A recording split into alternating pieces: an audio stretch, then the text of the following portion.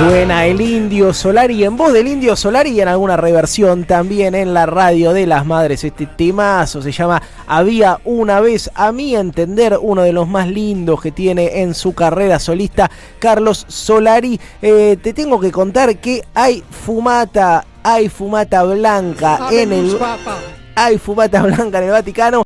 Habemus Papa, se pusieron de acuerdo los cardenales. Veremos qué pasa con los 133 que finalmente eligieron un nuevo representante de Dios en la tierra, porque no es otra cosa para los católicos apostólicos romanos que el máximo representante de Dios en la tierra, jefe de Estado Vaticano, también la cabeza de la iglesia, el sucesor del Papa Francisco. Fumata blanca, los cardenales eligieron al próximo papa.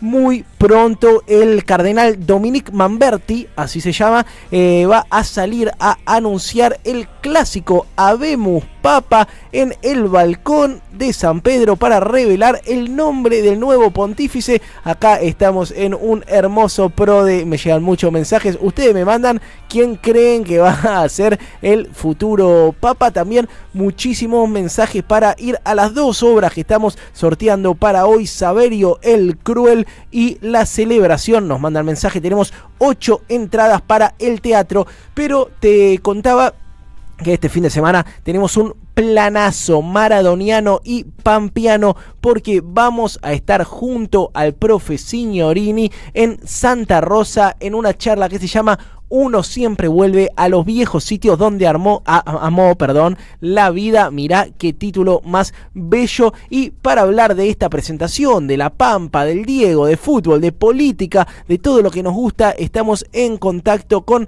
Fernando Signorini. ¿Cómo estás, profe? Muchas gracias por comunicarte con la Radio de las Madres. ¿Cómo te va? Buenas tardes.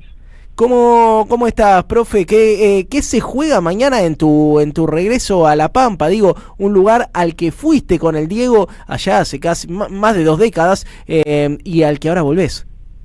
No, bueno, simplemente revivir lo que yo llamo los mejores 10 días que pasé, de los más de 4.000 que estuve junto a él en esa aventura impensada, ¿no?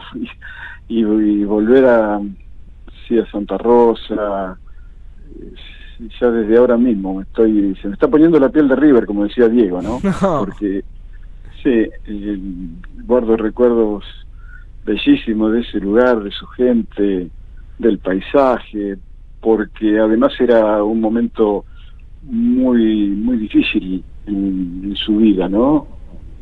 Quería volver a intentar esa aventura de jugar un mundial para darle gusto a Dalma y a Yanina, pero bueno, la cosa no era tan simple, porque había aumentado, tenía un sobrepeso muy importante, había dejado de jugar al fútbol y tenía su siempre latente y preocupante adicción a la cocaína.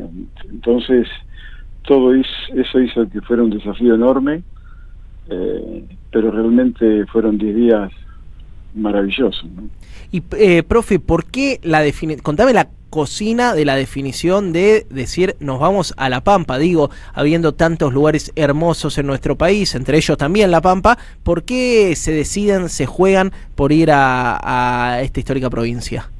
Porque cuando yo le pregunté, al final nos pusimos de acuerdo, le pregunté cuáles eran los lugares y él tenía 3, pero había uno que era muy cerca de Buenos Aires, y eso hacía que rápidamente lo descarté, porque no íbamos a poder evitar la llegada de ese enjambre de periodistas, de toda la farándula. Él necesitaba un momento de introspección, de recogimiento, volver a encontrarse con él mismo.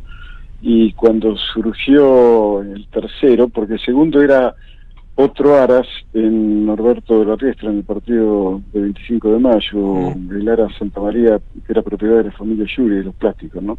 Y el tercero era un lugar a 40 kilómetros de Santa Rosa, y entonces nos dio un segundo, a pesar de que no lo conocía ni sabía de qué se trataba, pero él había conocido a su propietario en las vacaciones que habían hecho en Oriente, ahí al sur de la provincia de Buenos Aires, y entonces cuando Claudia me dijo que era así bastante alejado de Santa Rosa, dije, ese es el lugar.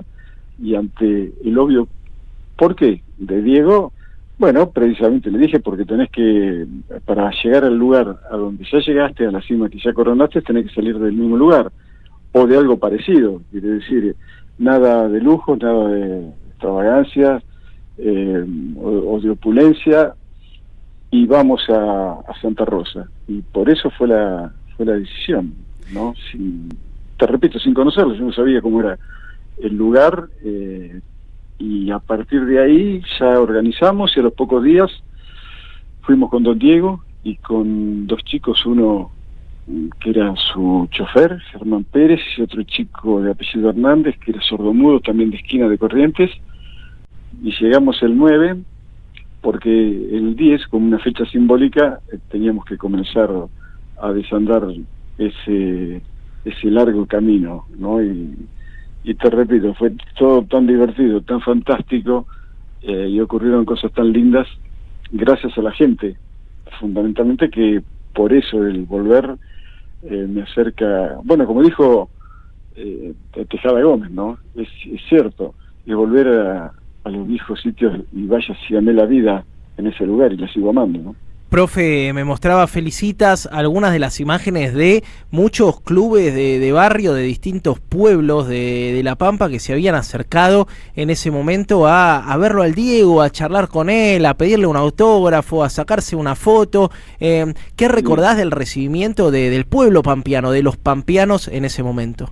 No lo podían creer, sinceramente, porque fue algo inesperado. Inclusive cuando íbamos al gimnasio de Miguel Ángel Campanino, que había sido campeón argentino y sudamericano de boxeo, y nos recibió con mucha alegría, con mucho entusiasmo, y también a Omar Lastiri, que nos recibió con mucho afecto, quiero decir todos, ¿no? Inclusive Diego visitó una escuela en un paraje que creo se llama El Jagüel. Mirá. Y estuvo con los chicos, con los alumnos. Realmente sí, eran momentos de, como decía al principio, ¿no? De introspección, de volver a encontrarse con el mismo. Inclusive esas tardes en que contemplábamos la puesta del sol en absoluto silencio, mientras tomábamos mate con don Diego, con Marco Franchi, que también estaba, que era su apoderado. Y bueno, por eso yo tengo más imágenes que palabras, porque hay cosas que no se pueden describir, ¿no? Pero lo guardo en mí para siempre, porque fueron momentos muy, muy especiales.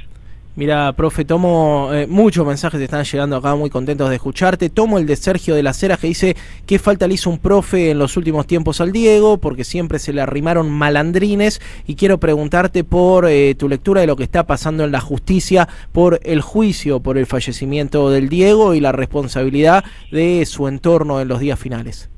Sí, lo que pasa es que yo no estoy al tanto, tampoco quiero estar, porque no quiero sumarme a eso de que creo que estas decisiones no tienen que pasar por la emocionalidad, ¿no? Tienen que pasar por la razón. Y si yo me dejo guiar por la emoción, condeno a todos. Pero hay que dar un paso adelante en ese sentido, y dejar que la justicia actúe, y obviamente desear que se equivoquen lo menos posible, que si hay culpables que paguen con todo el peso de la ley. Pero viste, el problema es que si hay alguien que es inocente, después cómo hace para reinsertarse en esta sociedad que es tan proclive a reaccionar a través de la emoción y a condenar y a absolver. Pero yo prefiero mantenerme alejado y esperar el fallo, que creo que va a ser para el mes de julio, si estoy más o menos bien informado. Bien, te quería llevar...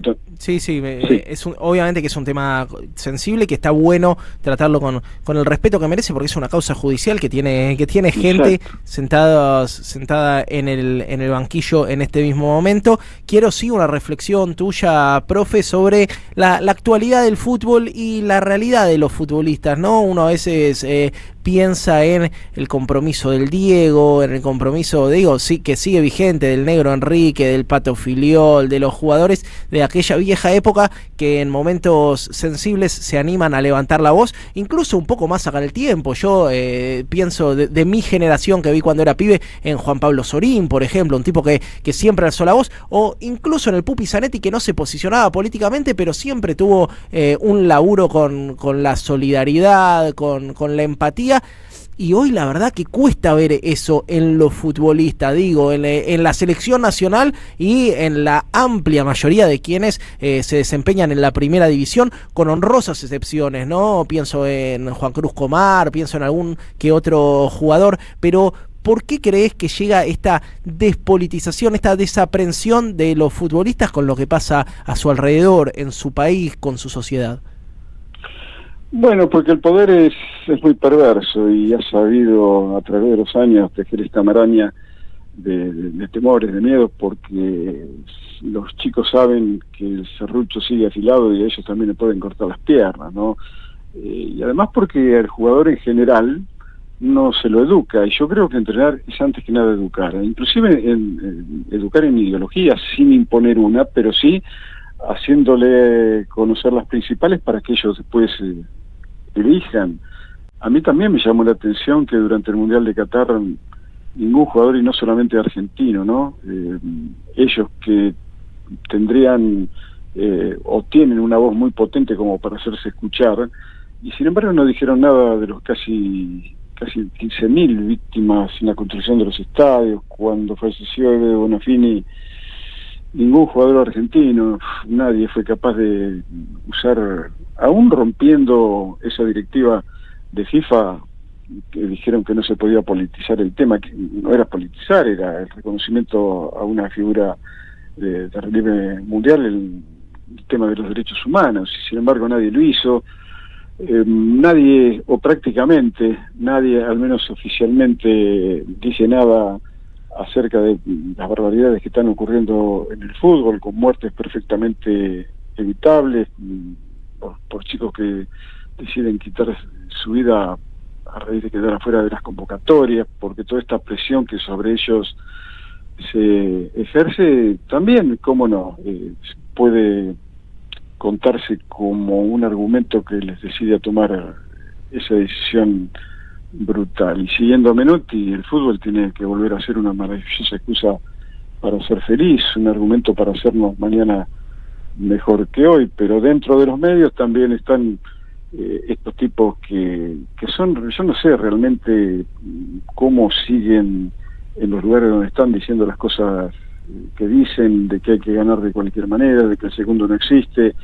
Ayer mismo un ser despreciable, porque sí, también hay radios que parecen cloacas y están llenas de ratas, como este tipo que dijo ayer lo que dijo sobre Riquelme, del modo tan irrespetuoso, tan vulgar, con una violencia primitiva, y que nadie sea capaz de ponerle un límite a todo eso.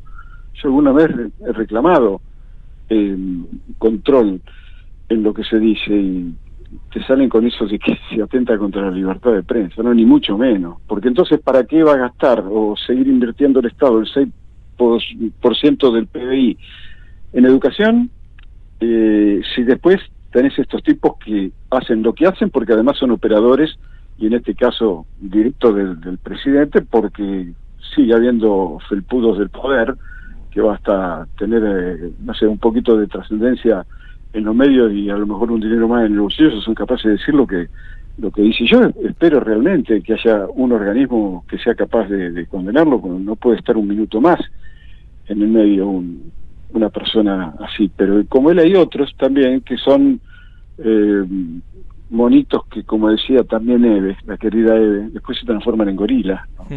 Por eso es muy preocupante todo lo que pasa en el fútbol, en un ambiente que solamente, qué sé yo, tiene una luz al fondo del túnel por lo conseguido por los chicos en el Mundial de Qatar, pero mientras tanto fue la única vez que una elección de números impares en la historia de las matemáticas resultó empatada, cuando fue la elección para el presidente 38-38. Claro, y también cuando falleció Manuel Ortega por una causa perfectamente evitable, y debido a la irresponsabilidad dirigencial, ese muro tenía que estar a 5 metros y estaba a 2 y nadie hizo nada, y el día que él falleció, ese mismo día por la noche se jugó el Boca River del Gas Pimienta. Entonces el circo romano en su nueva versión, con una brutal insensibilidad de quienes tendrían que volver a recuperarlo como lo que es, una fantástica construcción cultural de las clases populares, y no, parece que todos miran para otro lado, ¿no? Estamos hablando con el fenómeno del profe Fernando Signorini, que el día sábado va a estar junto con nosotros, con Feli, conmigo, en La Pampa, en Medasur, en la avenida Belgrano Sur 180, en un conversatorio con entrada libre y gratuita, 18:30 horas. Se llama Uno vuelve siempre a los viejos sitios donde amó la vida. Así que si sos un maradoniano, futbolero y pampeano, tenés una cita obligada este sábado 18:30 en Belgrano Sur 180. Profe, te cierro con esta, que es una reflexión sobre lo que viene pasando con el mundo de las apuestas, cada vez más presente en el fútbol, y que lleva a un plano muy oscuro el rol de autoridades, de árbitros, de jugadores, y también que saca lo peor porque lucra con la necesidad de mucha gente, y sobre todo con una herramienta muy cruel para con las juventudes y las infancias. Bueno, por eso mismo decía que entrenar es antes que nada educar, porque si, por ejemplo, y educar en valores, y educar para que los jugadores sepan qué es lo que tienen que defender, porque ellos son, gracias a todos los que hicieron la historia del fútbol argentino del tamaño de nivel mundial que hoy representa. Pero no puede ser que el mismo arquero de la selección nacional sea uno de los promotores de este tipo de cosas que yo realmente no puedo entender, ¿no? Entonces, te repito, habría que barajar y dar de nuevo. El fútbol, como decíamos anteriormente, tiene que ayudar, o yo por lo menos percibo esa utopía de que sea un elemento transformador de una sociedad que está en gravísimos problemas, y más sabiendo lo que el fútbol representa hoy a nivel mundial por la penetración cultural que tiene, porque antes era la religión, como dijo Marx, como opio de los pueblos, y ahora estos tipos, como la religión está perdiendo fuerza, han descubierto, cómo no, en el fútbol, que llega a miles y miles de millones de seres humanos, y que generalmente reaccionan a través de la emoción, como decía, y no de la razón, y se ha llegado a este extremo que ya es directamente incomprensible.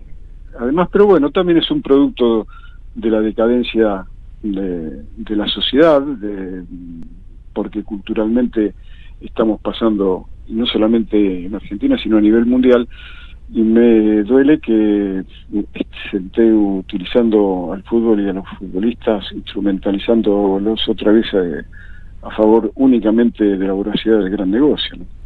Profe, muchas gracias. Nos vemos mañana ya en el aeropuerto para irnos juntos a la gloriosa provincia de La Pampa, ex territorio nacional Eva Perón, y vamos a estar el sábado con el lujo de poder escucharte desde las 18:30 en Medasur. Muchas gracias por tu tiempo y nos vemos ya mañana.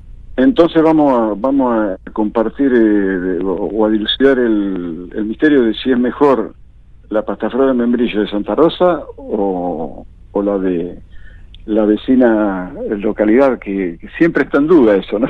¿De Pico? Uy, mirá vos. General Pico, claro. Vamos a meternos en la grieta con todo, así que si el profe me convoca a eso, yo soy muy bueno catando comidas, profe, ese es mi verdadero talento, así que lo voy a poner en práctica junto con vos. Porque estaba informado. Abrazo grandote, nos vemos mañana. Abrazo grande, hablábamos con el profe Fernando Signorini, el gran entrenador de el inigualable Diego Armando Maradona. Bonavita en la 530. Construimos